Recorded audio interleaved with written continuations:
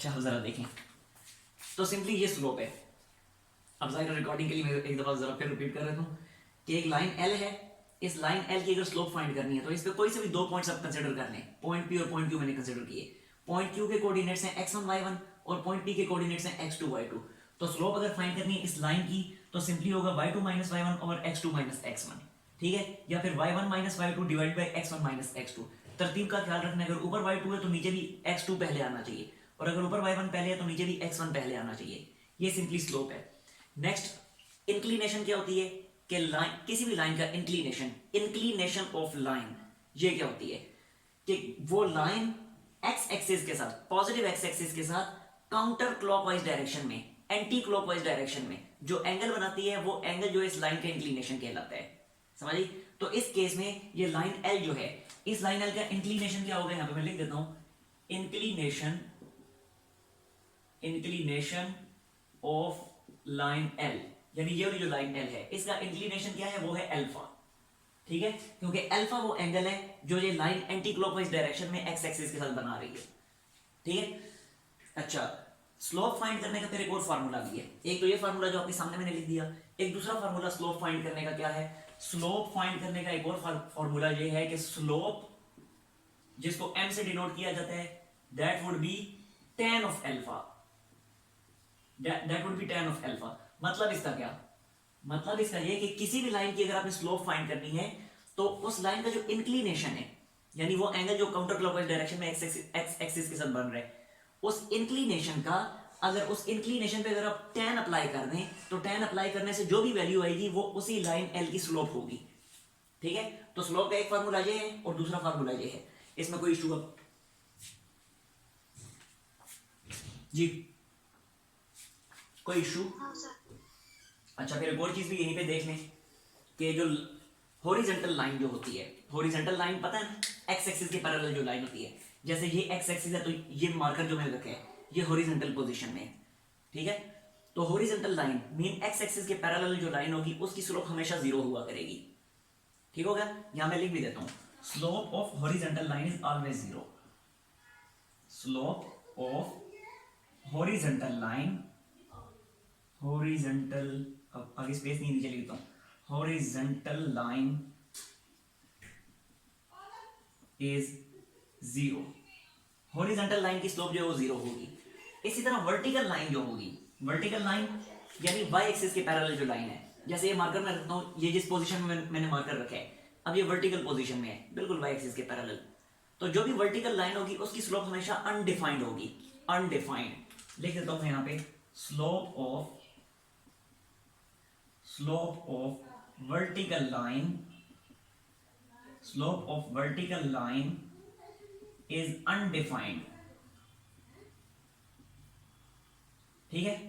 Vertical line की slope हमेशा undefined हुआ करेगी, ठीक हो गया।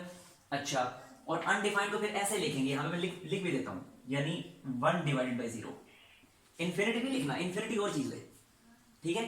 तो simply 1 divided by 0, vertical line की स्लोप होगी 1 डिवाइडेड बाई 0, जिसको मैथमेटिकली फिर अनडिफाइंड भी कहा जाता है, ठीक हो गया। अच्छा, एक और चीज देखें कि अगर दो लाइनें पैरेलल हैं, दो पैरेलल लाइनें, जैसे ये मार्कर अगर मैं आपको रख के दिखाता हूं, ये दो मार्कर जिस पोजीशन में मैंने रखे हैं ये दोनों एक दूसरे के पैरेलल पड़े हुए हैं, तो कोई भी दो पैरेलल लाइंस जो होंगी उनकी स्लोप हमेशा सेम होगी, ठीक है।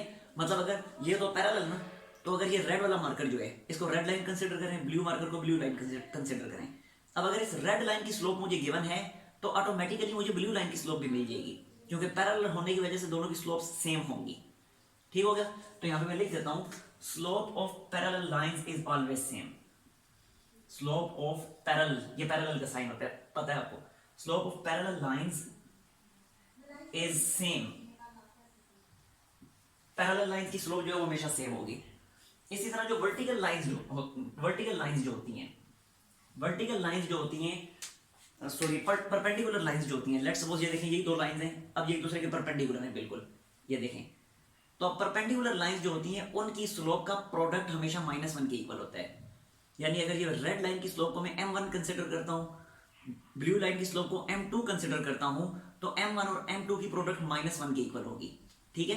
तो यहां पे मैं लिख देता हूं कि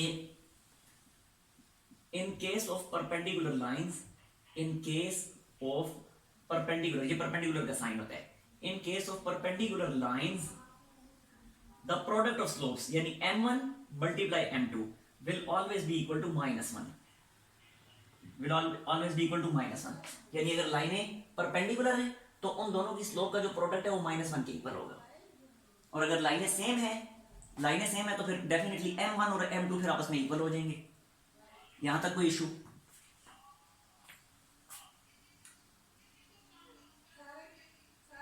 जी नूर बताएं।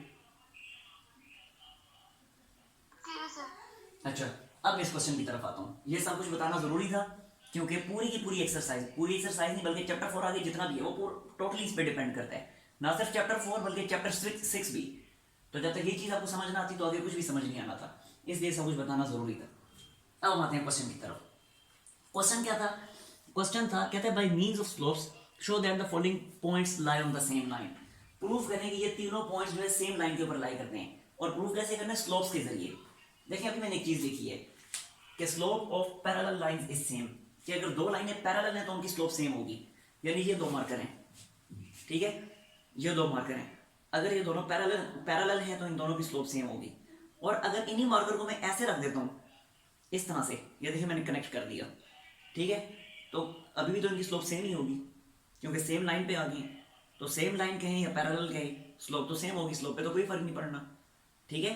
तो अब अगर मैंने इन तीनों पॉइंट्स को प्रूव करने के लिए सेम लाइन पे लाई करते हैं तो सिंपली मुझे जस्ट ये प्रूव करना पड़ेगा कि slope of A B will be equal to slope of B C, कि ए बी की स्लोप और बी सी की स्लोप, अगर इन दोनों स्लोप्स को मैं इक्वल प्रूव कर देता हूं तो प्रूव हो जाएगा कि ये तीनों पॉइंट्स एक लाइन के ऊपर लाई करते हैं, ठीक है। तो देखें जरा, मैं यहां पे लिखता हूं slope of A B, slope of A B line की स्लोप जिसको मैं m1 से डिनोट कर रहा हूं, वो सिंपली कैसे हम फाइंड करेंगे? आपके सामने भी फार्मूला लिखा है y2 - y1 over x2 - x1। तो देखें अब ए बी की मैं स्लोप फाइंड कर रहा हूं तो बनेगा a plus B minus 2b, a plus B minus 2b, ठीक है, यानी y2 - y1 लिखा। अब डिवाइड बाय x2 - x1 लिखना है तो बनेगा c माइनस a, तो ये बन गया c माइनस a, ठीक हो गया। और अगले स्टेप में ये बनेगा a minus B over c minus a, ठीक होगा। ये हमारे पास ए बी लाइन की स्लोप आ गई, यानी ए और बी को कनेक्ट करने वाली जो लाइन होगी ये उस लाइन की स्लोप है, a minus B over c minus a। अब बी सी लाइन की स्लोप फाइंड कर लेते हैं, यानी पॉइंट बी और पॉइंट सी को जो ज्वाइन करने वाली लाइन है उसकी स्लोप क्या होगी? तो देखिए स्लोप ऑफ बी सी, तो बी सी लाइन की स्लोप क्या होगी? तो फिर वही फार्मूला आपके सामने लिखा है y2 - y1, तो बनेगा 2a minus a plus B divided by x2 - x1, तो क्या बनेगा 2c minus a minus c, 2c minus a minus c। Now it becomes, देखें ये बनेगा 2a, माइनस साइन जब मैं अंदर अप्लाई कर दूंगा तो बनेगा minus a minus b divided by 2c minus c, क्या बना? c बना, जबकि minus a as it is आ जाएगा। और फर्दर सिंप्लीफाई करें तो बनेगा a minus B over c minus a। देख लें क्या दोनों की स्लोप सेम नहीं आई? इसकी भी a minus B over c minus a, इसकी भी a minus B over c minus a। तो जब दोनों की स्लोप सेम आ गई, इस स्लोप को मैं यहाँ पे नाम देना भूल गया, m2 का नाम, ऊपर लिखो m1 का नाम दिए, इसको m2 का नाम देते हैं, अब इधर लिख देता हूं मैं, ठीक है। तो अब आखिर में लिख दें as m1 is equal to m2, मतलब कि a और b को ज्वाइन करने वाली जो लाइन है उसकी स्लोप इक्वल टू b और c को ज्वाइन करने वाली लाइन की स्लोप।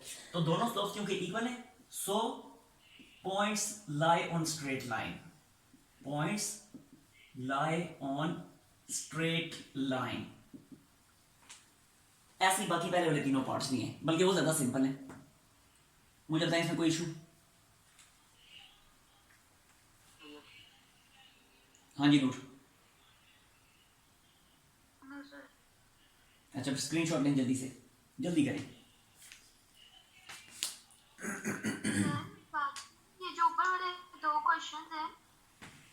कौन से? ये पहला वाला find the slope inclination of the line joining the points, इसमें सिंपल फार्मूला लगाना है ना बस। Find the slope and inclination, yes, simply formula लगाना है और स्लोप फाइंड कर लेनी है। उसके बाद इंक्लिनेशन, उसके बाद इंक्लिनेशन भी तो फाइंड करने का कहा है ना, इंक्लिनेशन भी फाइंड करने का कहा है, सुने ना मेरी बात। उसमें इंक्लिनेशन भी जब फाइंड करना है, जब स्लोप आपने फाइंड कर ली ना, ये वाला फार्मूला लगा के, ये वाला फार्मूला लगा के आपने स्लोप फाइंड कर ली, तो अब m is equal to tan alpha है ना, तो m की जगह m की वैल्यू पुट करें, tan को इधर लाके इनवर्स कर दें, tan inverse of m, alpha की वैल्यू आ जाएगी। ओके ठीक है, और दूसरे वाले में दूसरा वाला in triangle A B C find the slopes of each of the side of the triangle, वो तो मैं सिंपलीफाई कर सोल्व करके बता सकता हूँ, अगर इंक्लूडेड अगर सिलेबस में तो मैं बता देता हूँ। नहीं सर इंक्लूड नहीं, मैं वैसे पूछी थी अगर इनकी वगैरह में आ जाए तो। नहीं वो इस तरह तो मैं नहीं बता सकता, वो प्रॉपर्ली सॉल्व करके दिखाना पड़ेगा, वो ऐसे नहीं हो सकता, वो डायरेक्टली नहीं समझ आएगा आपको।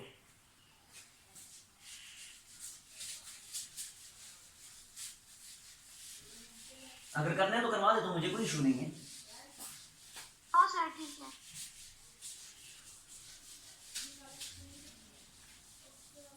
ये भी इधर रहने देता हूँ।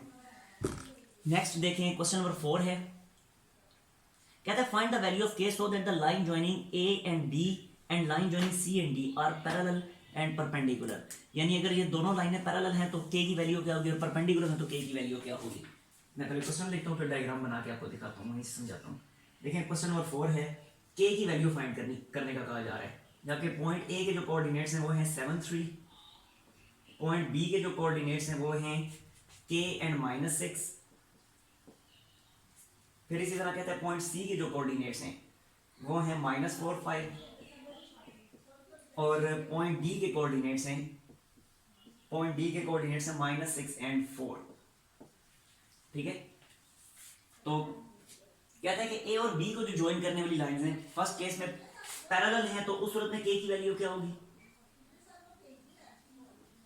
और सेकंड केस में अगर परपेंडिकुलर है तो के की वैल्यू क्या होगी, परपेंडिकुलर, बस इतना ही लिख देता हूं। ठीक हो गया, क्वेश्चन फिर गौर से समझें।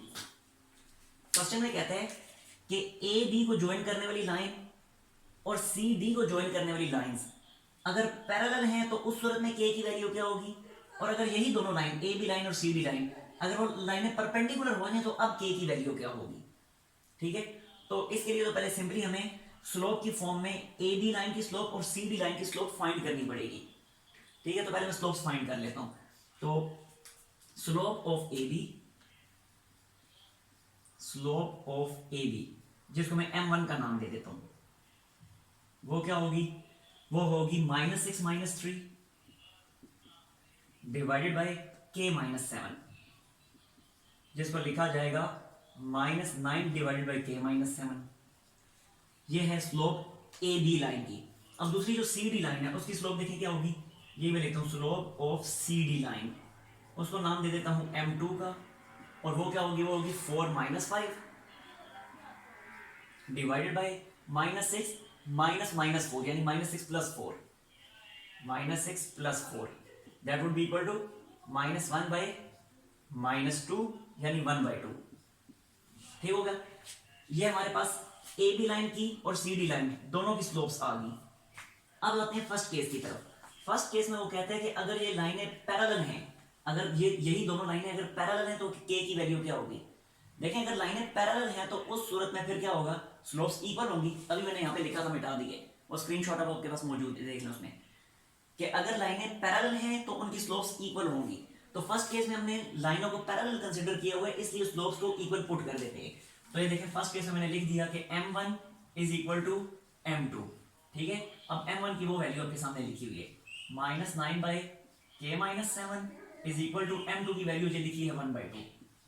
ठीक हो गया, क्रॉस मल्टीप्लाई करें तो क्रॉस मल्टीप्लिकेशन के नतीजे में ये बनेगा -18 इज इक्वल टू k - 7।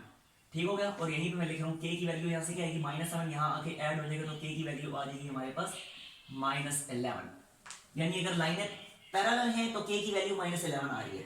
अब सेकंड केस की तरफ आते हैं, ये वाला, अगर लाइनें परपेंडिकुलर है तो अब k की वैल्यू क्या होगी। देखिए यही चीज मैंने अभी यहाँ पे लिखी हुई थी कि अगर लाइनें परपेंडिकुलर हैं तो उनकी स्लोप्स का जो प्रोडक्ट है वो -1 के इक्वल होता है, यानी m1 × m2 इक्वल्स टू -1। तो अगर लाइनें परपेंडिकुलर हैं तो सेकंड देखें, सेकंड केस में क्या बनेगा, m1 × m2 would be equal to -1। अब m1 की वैल्यू, ये है m1 की वैल्यू -9/k - 7। ठीक हो गया, मल्टीप्लाई m2 की वैल्यू जो कि है 1/2, and this is equal to -1। ठीक है, अब ये वाला -9, बल्कि ऐसे करें, ये वाला माइनस और ये वाला माइनस कैंसिल नहीं करने, ये माइनस और ये माइनस कैंसिल आउट हो जाएंगे, खत्म हो जाएंगे। बाकी सिंपली क्या रह जाएगा, ये यहाँ पे बचेगा 9 इज इक्वल टू, ये पूरे का पूरा 2 इंटू के माइनस 7 यहाँ पे शिफ्ट हो जाएगा, 2 इंटू के माइनस 7 यहाँ शिफ्ट हो गया। और अब ये बना 9 is equal to 2k minus 14, minus 14 यहाँ आके 9 में ऐड हो जाएगा, तो ये क्या बन जाएगा, ये बन जाएगा 23 इज इक्वल टू 2k, और 2 इधर आके 23 से डिवाइड हो जाएगा, तो k की वैल्यू आ गई 23/2। यानी अगर लाइनें परपेंडिकुलर है तो उस सूरत में k की वैल्यू आती है 23/2। That's the answer. Any problem?